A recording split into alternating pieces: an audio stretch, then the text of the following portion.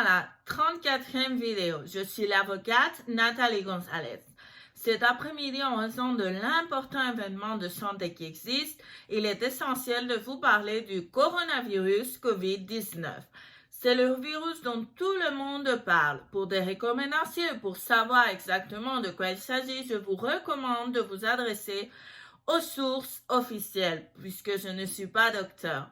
Il s'agit d'un virus contagieux. Il est donc recommandé de rester chez nous pour éviter de se propager et d'être infecté. On commence. Je vais me concentrer sur ce qui concerne la justice. Depuis le mercredi 11 mars, l'utilisation de la drogue est dispensée au cours. Depuis le jeudi 12 mars, la présence de public au siège judiciaire du district judiciaire de Madrid est interdite. Le plus important, c'est que depuis le vendredi 13 mars, les procédures et les délais de procédure sont suspendus dans la communauté de Madrid, au Pays Basque, dans le district judiciaire de Gijón, La Rioja, et dans le district judiciaire d'Igualada, Barcelone. Et le reste de communauté, qu'est-ce qu'il passe? Quelques heures après, cette mesure a été attendue à toute l'Espagne. C'est-à-dire, la mesure maintenant est attendue à toute l'Espagne. Exception à cette suspension. Les plus importantes.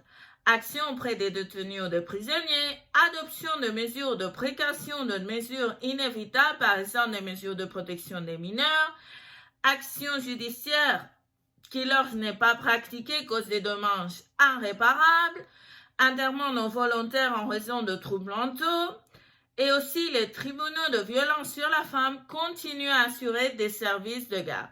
J'espère que ce problème soit résolu le plus tôt possible. Depuis le samedi 14 mars, l'état d'alarme a été décrété en Espagne. Je vous joins dans la boîte de description le lien direct pour voir le décret royal 463/2020 du 14 mars qui déclare l'état d'alarme pour la gestion de la situation de la crise sanitaire causée par COVID-19. Aujourd'hui, dans mon blog abogadanathaliegonzalez.com, vous allez lire comment le coronavirus. Je vous envoie beaucoup d'encouragement. Je vous souhaite une semaine le plus calme possible.